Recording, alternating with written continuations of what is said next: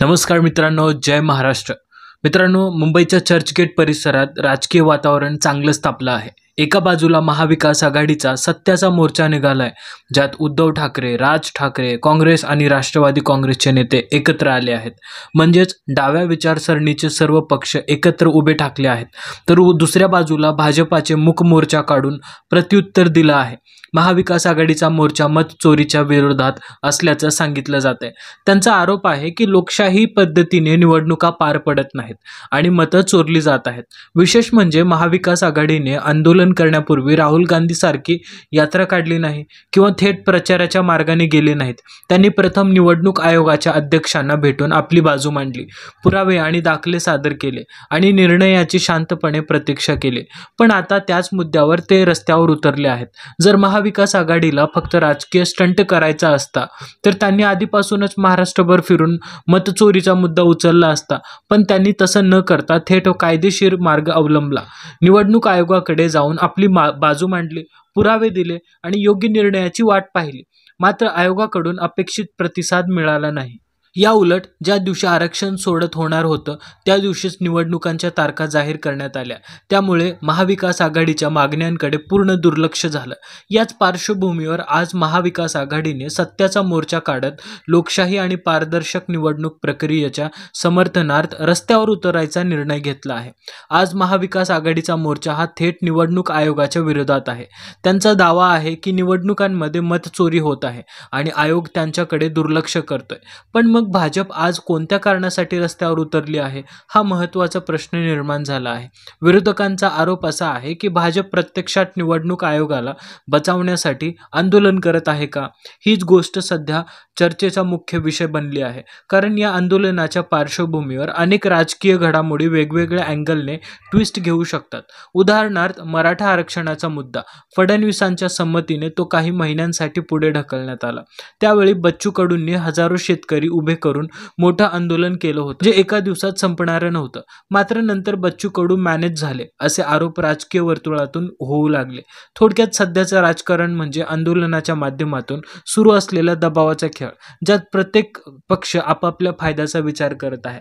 बच्चू कडू मुंबईत गेले, पण त्यांचं आंदोलन मात्र नागपूरमध्ये सुरू होतं. तिथे शेतकरी रस्त्यावर बसलेले होते. बच्चू कडू मात्र परत येताना जून महिन्याची नवीन तारीख घेऊन आले. यावर सोशल मीडियावर अनेक इन्फ्लुएन्सर्सनी प्रश्न उपस्थित केले. शेतकऱ्यांची कर्जमाफी मार्चमध्येच व्हायला हवी होती, मग आता जूनपर्यंत थांबायचं का?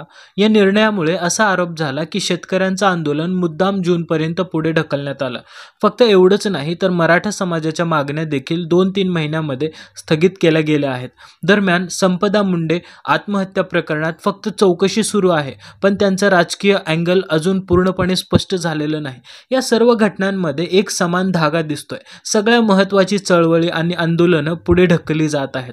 म्हणजेच राजकीय पातळीवर काहीतरी सेटिंग सुरू असल्याचं चित्र लोकांच्या मनात तयार होत आहे.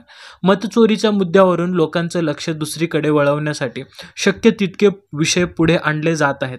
त्याचबरोबर स्थानिक स्वराज्य संस्थांच्या निवडणुका जलद गतीने जाहीर करून घेतल्या जात आहेत. आणि हे सगळं नेमकं काय चाललं आहे हे राज ठाकरे, उद्धव ठाकरे आणि शरद पवार तिघांनाही व्यवस्थित ओळखलं आहे. यावेळी राज ठाकरे ही जी लढाई लढत आहेत ती एकट्याची नाही, ती मोठ्या राजकीय सत्यासाठीची लढाई आहे. उद्धव ठाकरे जेव्हा विरोधकांवर टीका करतात तेव्हा त्यांच्या वक्तव्यांना अनेकदा टोमणे किंवा हलकी फुलकी प्रतिक्रिया म्हणून दुर्लक्ष केलं जातं. पण आता परिस्थिती वेगळी आहे, कारण उद्धव ठाकरे यांच्यासोबत राज ठाकरे उभे आहेत. राज ठाकरे एखादा मुद्दा मांडतात तेव्हा तो फक्त भाषण नसतं, ते दाखले, पुरावे आणि कागद हातात घेऊन थेट आकड्यांवर बोलतात. त्यांची भाषा नेमकी, टोकदार आणि मुद्देसूद असते. आणि आता हेच राज ठाकरे पुन्हा सक्रिय झाले आहेत.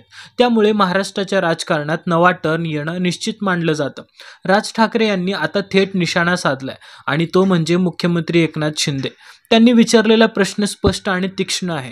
रायगड, राजगड यांच्यासारख्या ऐतिहासिक किल्ल्यांवर नमो टुरिझम सेंटर सुरू करण्याची नेमकं गरज काय? राज ठाकरे यांचा सूर टोचणारा होता. त्यांनी सूचित केलं की हे सगळं केवळ राजकीय खुशामतीसाठी चाललं आहे. मुख्यमंत्री होण्यासाठी जी लाचारी दाखवली गेली ती आता उघडपणे दिसते, असंही त्यांनी म्हटलं. त्यांनी पुढे सांगितलं की एकनाथ शिंदेंना मुख्यमंत्री केलं, पण त्यांच्या कार्यकाळात घेतलेल्या निर्णयांवरच स्थगिती घातली जाते. त्यांचे मंत्री वारंवार अडचणीत सापडतात आणि शिंदेंची सत्ता नाममात्र राहिली आहे. राज ठाकरे यांच्या मते बाळासाहेब ठाकरे यांच्या विचारांची खरी शिवसेना म्हणवणारे शिंदे आता केवळ नावापुरतेच उरले आहेत, कारण निर्णय कुणाचे आणि आदेश कुणाचे हे सगळ्यांनाच ठाऊक आहे. मात्र प्रत्येक भाषणात फक्त नरेंद्र मोदीचंच कौतुक करणं हेच एकनाथ शिंदेच्या सध्याच्या राजकीय मर्यादेचं स्पष्ट चिन्ह आहे. त्यांच्या टाइम पिरियडला लिमिट नाही हे शरद पवारांनी अगदी नीट ओळखलं आहे. आज विरोधकांना वेगळं काही बोलण्याची गरज सुद्धा नाही, कारण सत्ताधारीच एकमेकांना उघडे पाडत आहेत. महायुतीच्या घरातलेच वाद इतके उघड झाले आहेत की त्यांच्यावर थिगळ लावण्याचा प्रयत्न झाला तरी ती थिगळ अजून उठून दिसते. आता स्थिती अशी आहे की महायुतीतच अंतर्गत संघर्ष वाढत चाललाय आणि हे सगळे नैसर्गिकरित्या घडतंय की भाजपनेच ते नियोजनपूर्व घडून आणले, हा प्रश्न आता सगळ्यांच्याच मनात निर्माण झालाय. कारण एक गोष्ट स्पष्ट आहे, भाजपामध्ये आता कोणी फुटणार नाही. पक्षात दोन गट तयार होण्याची शक्यता संपली आहे. एकेकाळी पंकजा मुंडे आणि देवेंद्र फडणवीस यांच्यात थोडंफार मतभेदाचं वातावरण होतं, पण आता तो गट एकत्र आणला गेला आहे. उलट पंकजा मुंडेंना काही काळासाठी धडा शिकवला गेला आणि त्यामुळे आता भाजपात कोणीही डेअरिंग करण्याची हिंमत दाखवणार नाही. भाजपमध्ये आपला पक्ष शाबूत ठेवायचा ही भावना पक्की आहे, पण तिकडे शिंदे आणि अजित पवार यांचं नुकसान कितीही झालं तरी त्याचा परिणाम फडणवीसांवर फारसा होणार नाही. कारण अमित शहा आधीच जाहीर करून बसले आहेत 2029ची निवडणूक भाजप स्वबळावर लढणार. यातच गेल्या आठवड्यात त्यांनी आणखीन स्पष्ट व्यक्त केलं की आता महाराष्ट्रात भाजपाला कोबड्यांची गरज नाही. म्हणजेच संकेत स्पष्ट आहेत, महायुतीतील सहयोगी पक्ष आता केवळ तात्पुरते साथीदार आहेत. भाजपचा खरा उद्देश एकट्याने सत्ता स्थापन करण्याचा आहे. देवेंद्र फडणवीस यांनी नुकतंच स्पष्ट सांगितलं, स्थानिक स्वराज्य संस्थाच्या निवडणुका भाजप स्वबळावर लढणार. कार्यकर्त्यांना त्यांनी सूचित केलं की शिंदे गट आणि अजित पवार गट आपलाच आहे, पण टीका करताना जरा सांभाळून, म्हणजेच वर मैत्री ठेवायची, पण प्रत्यक्षात भाजपचा फोकस स्वतःच्या ताकदीवर आहे. फडणवीसांच्या या वक्तव्यामुळे असं दिसतं की त्यांनी आपला पक्ष कसा चालतो, कोणत्या रणनीतीने पुढे जातो हे आधीच सगळ्यांना समजावून दिलं होतं.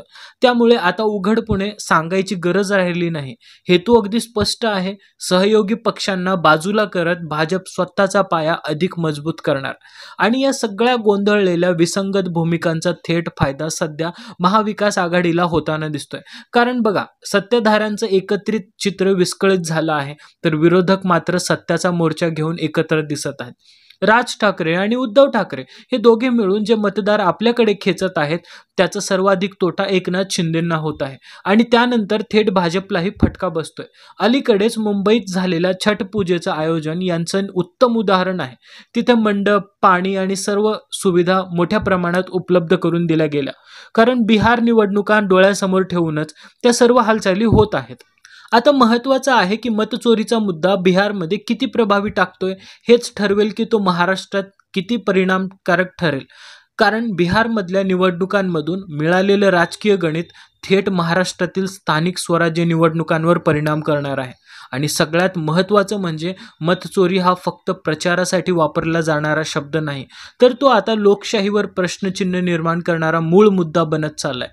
जर निवडणूक आयोगावर उठवलेले प्रश्न अनुत्तरित राहिले आणि खरंच आयोग मॅनेज झाल्याचं चित्र स्पष्ट झालं तर मग या निवडणुकांचं संपूर्ण समीकरण बदलणार आहे.